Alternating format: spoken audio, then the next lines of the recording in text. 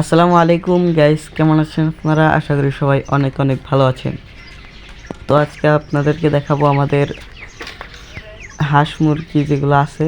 হাঁস তো নাই, শুধু কবুতর আর মুরগি আর গরু আছে। তো এই হচ্ছে আমাদের কবুতর, ছোট্ট একটা ঘর কবুতরের।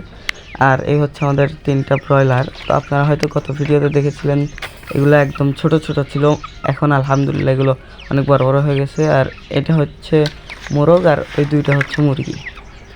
এগুলোকে এখন খোপের মধ্যে রেখে দেব।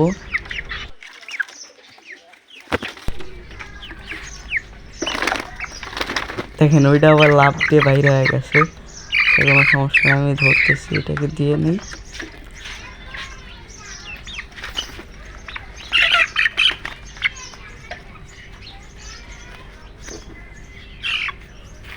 ব্রয়লার হিসেবে ওদের দৌড়ানোর স্পিড কিন্তু অনেক, মানে নড়াচড়া করে একটু বেশি, যেহেতু বাড়িতে লালন পালন করেছি এই জন্যই হয়তো।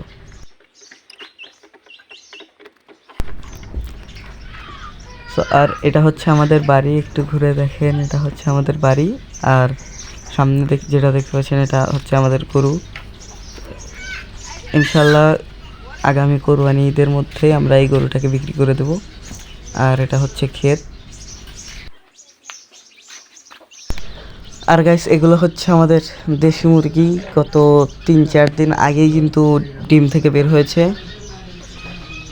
এগুলো মাশাল্লাহ অনেক দেখতে অনেক সুন্দর এবং সবগুলাই বের হয়েছে, কোনো ডিমই নষ্ট হয় না আর কি।